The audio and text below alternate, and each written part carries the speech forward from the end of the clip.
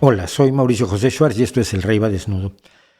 Hace unas semanas, y comenté tanto en Twitter como en el streaming que ya tenemos aquí los jueves, me llamó una organización civil mexicana para pedirme que les diera una charla respecto de la situación actual de ese país, que es mi país de origen, y del que hablo con muchísima frecuencia porque creo que es necesario, simple y sencillamente porque creo que hay voces que hace falta que suenen, sobre todo cuando tienen posiciones que no son las habituales en el esquema de polarización que se ha desarrollado en el país.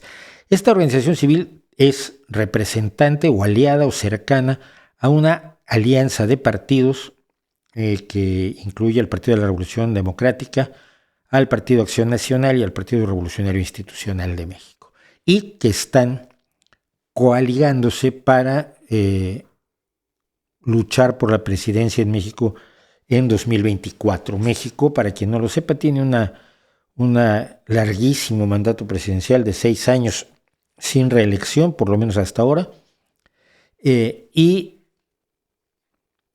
después de las elecciones de 2018, en 2024 habrá elecciones nuevamente, y esta organización, esta alianza de partidos, pretende disputarle el triunfo al partido oficial, partido Morena, que es el partido del presidente de la República, aunque hay que decir que no ha tenido un funcionamiento partidista, sino es fundamentalmente de estos partidos unipersonales que en Europa conocemos bien, estos partidos que se crean alrededor de un líder, sea el GIL, sea UPyD, sea en Asturias el de Álvarez Cascos, el Foro, y en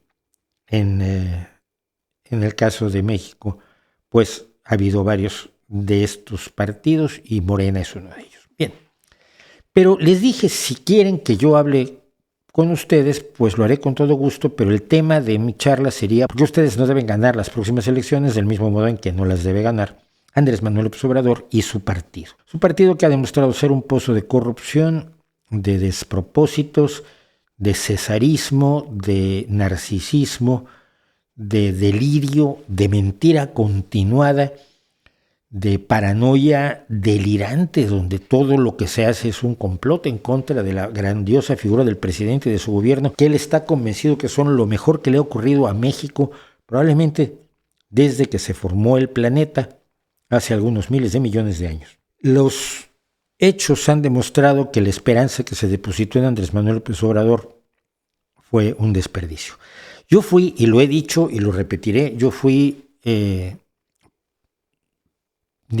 defensor de las candidaturas de Andrés Manuel López Obrador cuando pensé que era un hombre que no era peligroso en el sentido de que no tenía posibilidad de cometer demasiados destrozos. Había sido un gobernador de la Ciudad de México razonablemente pasable, que había dejado que los suyos metieran la mano en el cofre del dinero hasta el codo, pero de ahí en fuera no había sido un desastre como han sido sin duda alguna otros gobernadores en distintos estados de la República.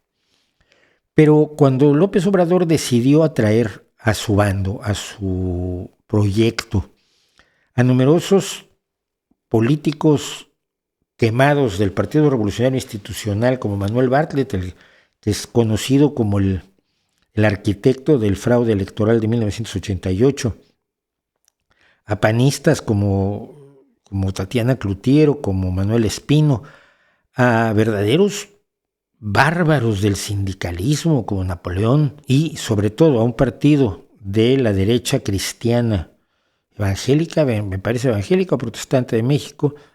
Yo dije que yo verdaderamente no podía yo apoyar a nadie que estuviera con el PRI, con el PAN y con la derecha religiosa.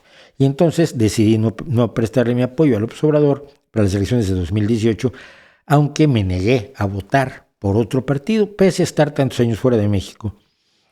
Tengo derecho al voto porque sigo manteniendo mi nacionalidad y mis derechos como mexicano.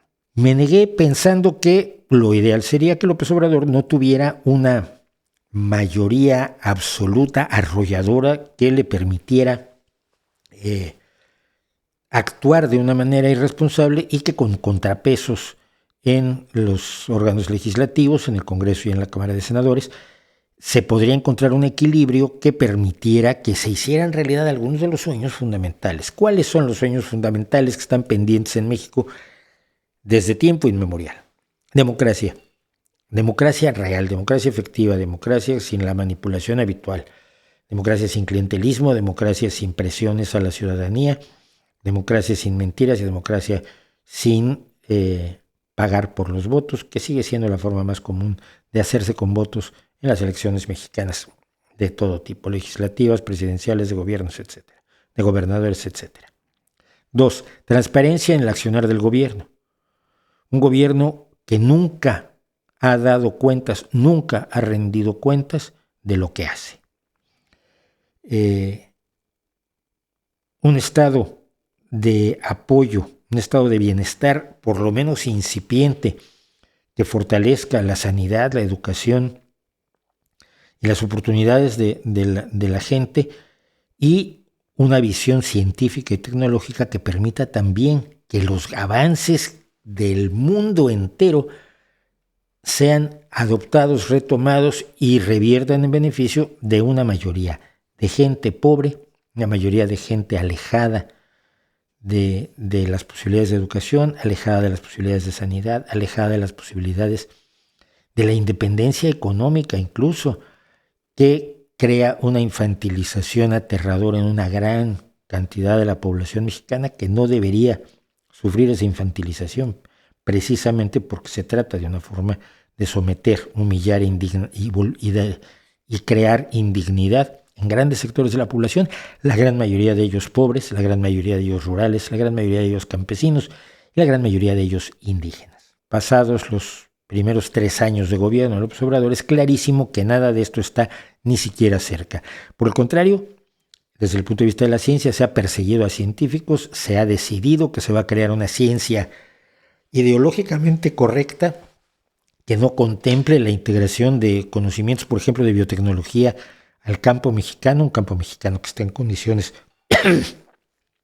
cada vez más lamentables, condiciones de una baja productividad, de una bajísima competitividad, de una agricultura de subsistencia que no representa una posibilidad de futuro para los agricultores, para los campesinos. El cierre a la biotecnología, el cierre a las nuevas tecnologías en muchos otros aspectos, el cierre a ciertas formas de investigación que se consideran neoliberales y eurocéntricas, como si la ciencia se hubiera inventado solo en un lugar y como si la verdad de la ciencia solo perteneciera al lugar donde se descubrió.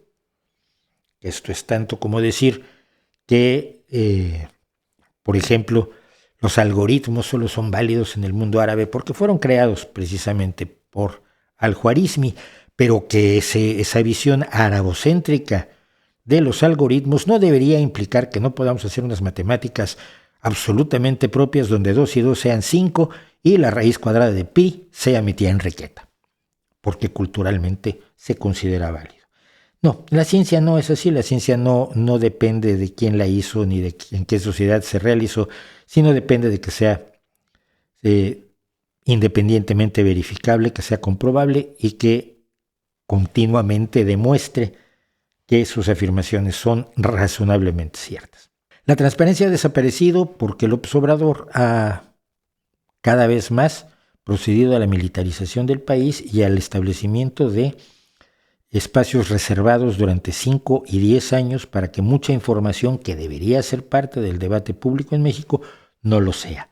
Está creando secretos de Estado uno tras otro de manera absolutamente incomprensible en muchas ocasiones, dado la materia de la que se puede ir tratando en distintos momentos. Ha habido una serie de caprichos, ha habido una serie de acciones, ha habido una serie de preocupantes políticas, pero sobre todo en el terreno de los resultados, no en el terreno de lo cosmético, no en el terreno de si hizo bien o malo, si saludó a la mamá del Chapo o no.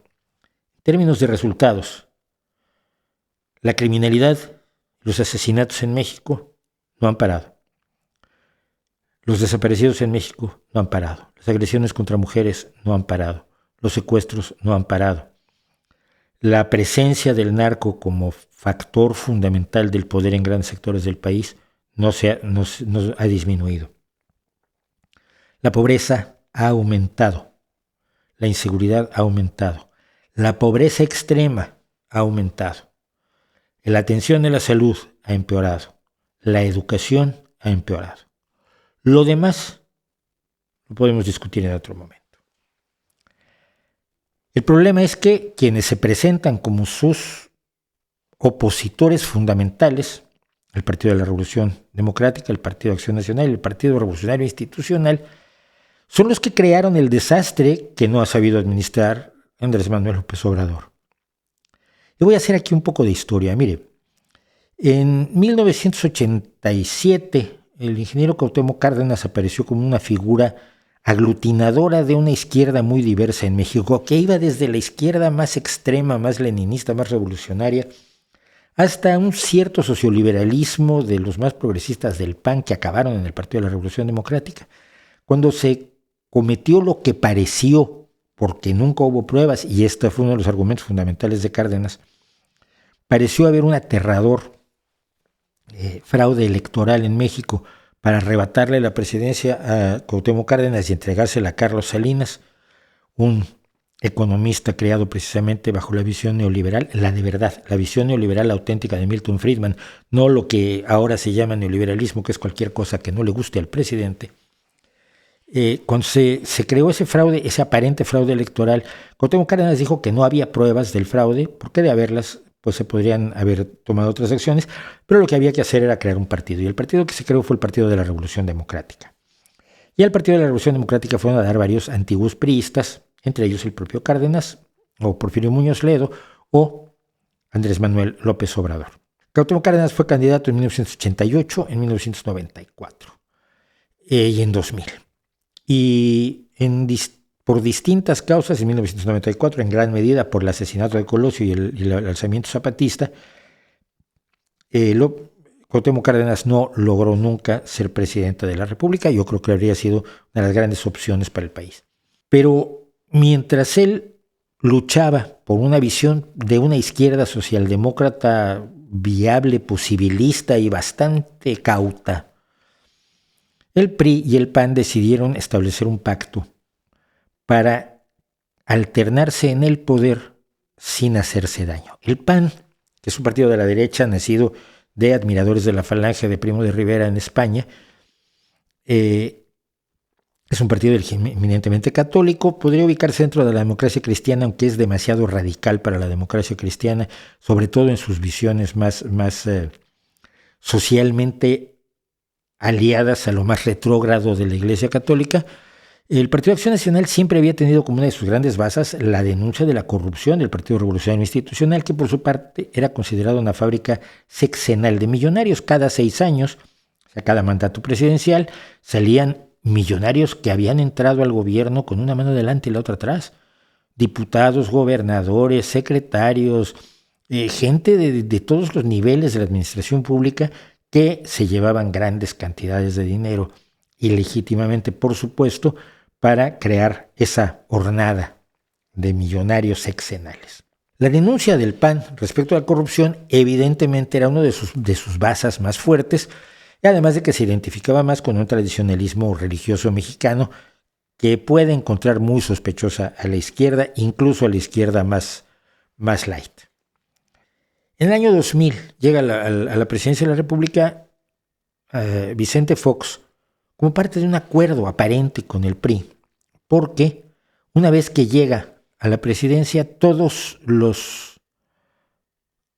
las afirmaciones, todos los propósitos de combatir la corrupción, de meter a la cárcel a los que habían robado antes, y antes de él, pues estuvieron Zedillo y Salinas, de meterlos a la cárcel, de recuperar el dinero robado, de darle justicia a una ciudadanía que ha visto cómo roban sus recursos impunemente, se esfumó.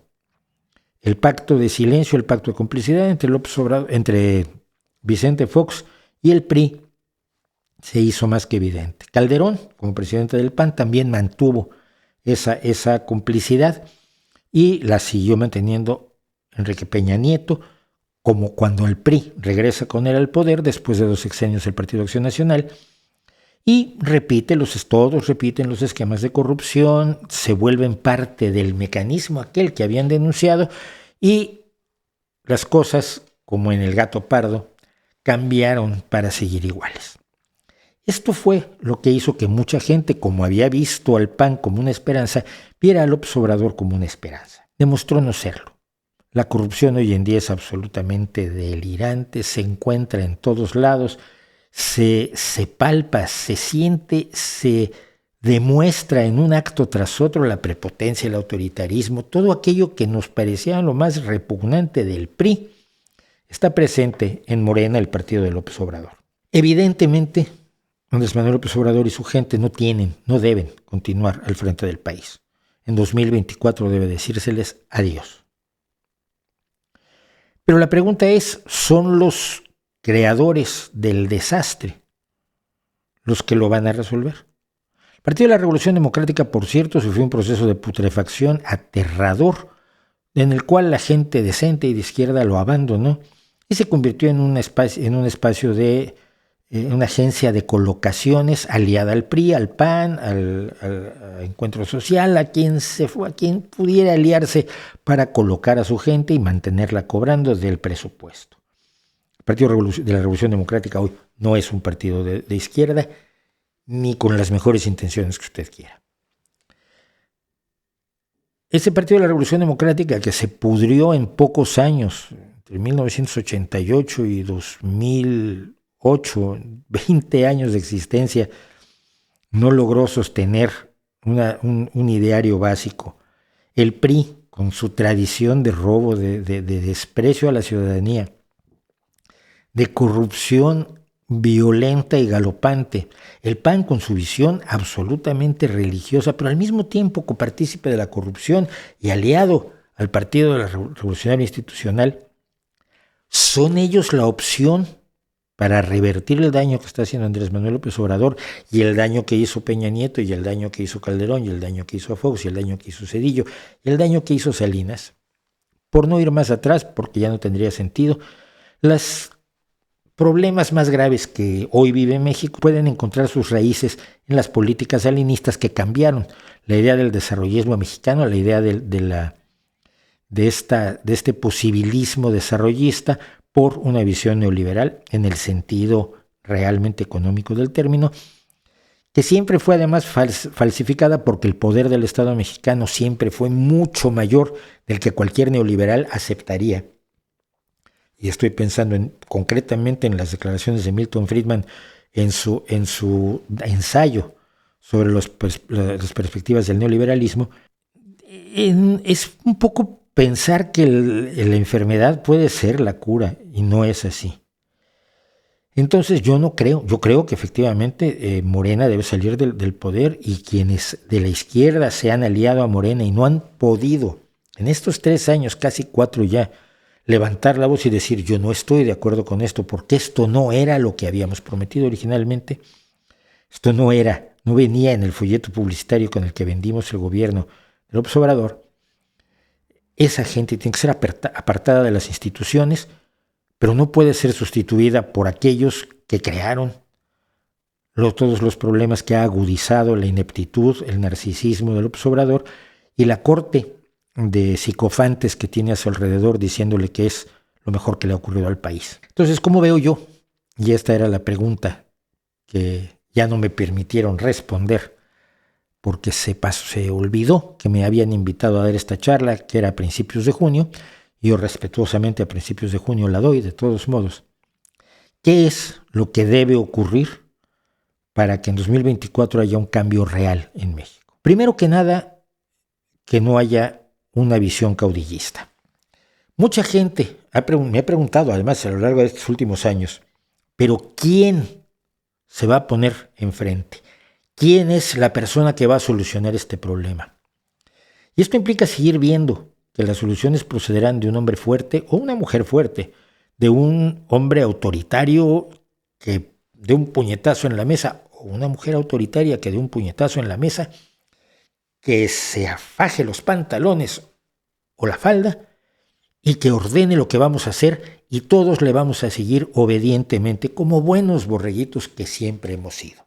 Ese sería el primer error. ¿Puede surgir de aquí a 2024 un líder con esas características? Sí, y casi seguramente será un líder con graves rasgos populistas. Lo único que yo veo como opción es la organización de un partido, de un movimiento transversal de mexicanos que estén interesados en resolver las cosas más que en llegar al poder para beneficiarse del mismo esquema, que es por lo visto lo que hizo la gente de López Obrador, y crear un movimiento con una plataforma política clara, con una exigencia absoluta de transparencia, que elija a una persona para que sea su representante, pero exigiéndole siempre que todos sus actos sean de una transparencia absoluta. Es el mandar obedeciendo del que se han llenado la boca las izquierdas y que no ha cumplido ni siquiera el Ejército Zapatista de Liberación Nacional. Es decir, alguien que esté al servicio de la gente y no alguien que venga a poner a la gente a su servicio. Porque por más buenas intenciones que tenga el caudillo y por más buenas intenciones que tenga quien accede al poder omnímodo, sin controles, sin transparencia y sin vigilancia, se va a corromper, porque así somos los seres humanos. Un movimiento transversal, razonablemente de izquierda, donde estén las personas de la izquierda que se han negado a ser cómplices de López Obrador y que allí están casi en silencio, casi olvidados, salvo por algunos medios de comunicación, y que tienen capacidad organizativa y que no tienen un interés personal y lo han demostrado a lo largo de los años, y que puedan servir como ejes de organización, no como líderes, para precisamente crear un movimiento que pueda elegir un líder adecuado, que rinda cuentas, que sea transparente y que se someta al juicio de los suyos. Eso sería lo mejor que podría ocurrir. ¿Puede darse? No lo sé. Estoy muy consciente de las dificultades que ello comporta, sobre todo en un país donde estamos acostumbrados a los grandes caudillos, de ir a pedir un emperador a Napoleón III, son los momentos más trágicos de la historia de México, de irle a pedir un emperador. Necesitamos un líder a adorar a Juárez, o a Porfirio Díaz, o a Madero, o a Zapata, o a Villa, o al propio Cárdenas, de estar hambrientos de caudillos. ¿Se puede pasar a una organización verdaderamente ciudadana? Yo no lo sé. Yo he visto a la gente organizarse en situaciones de emergencia.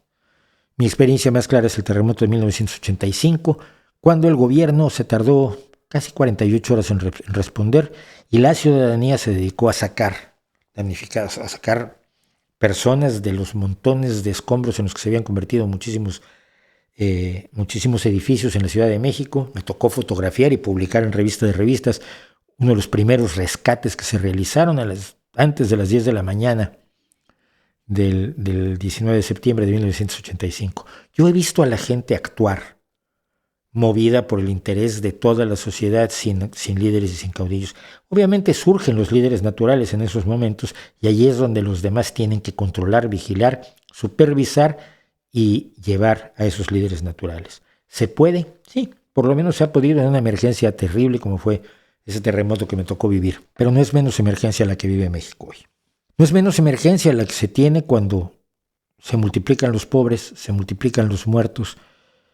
El Estado se convierte en un Estado fallido al servicio de un solo personaje y de su corte. Y no parece haber esperanza que no sea la de volver al pasado, a ver si así llegamos al futuro. Los mecanismos que hemos utilizado como nación en el pasado para salir adelante no han funcionado bien. Algunos han tenido beneficios y probablemente se pueda rescatar esas experiencias, pero en general hay que plantearse un futuro distinto. Y ese futuro distinto lo construye la ciudadanía o no lo construye nadie. No lo va a construir el líder, no lo va a construir el caudillo, no lo va a construir el próximo al que le digan, como le decían a Ruiz Cortines cuando venía con su comitiva y se hacía tarde, y Ruiz Cortines una vez preguntó ¿qué hora es? Y alguien de esos que hoy sirven a López Obrador se acercó y le dijo: las que usted diga, señor presidente. Ese México en que el presidente decide hasta qué hora es, ese México en el que el presidente inventa la realidad a su medida, es el enemigo de todos los mexicanos. No sé si se puede hacer lo que propongo, creo que es enormemente difícil, pero si no es así, personalmente no voy a apoyar a Morena y personalmente tampoco esperen que me vuelva yo aliado de el Partido Revolucionario Institucional, el Partido de la Revolución Democrática y el Partido Acción Nacional, porque mucha gente ya se ha dedicado a acusarme de ser o un nostálgico del pasado o un aliado de estos grupos por ser opositor a Andrés Manuel López Obrador. Ni lo uno ni lo otro. Porque antes que estar con esos partidos, me preferiría estar con la gente que más necesita una vida mejor. ¿No cree usted?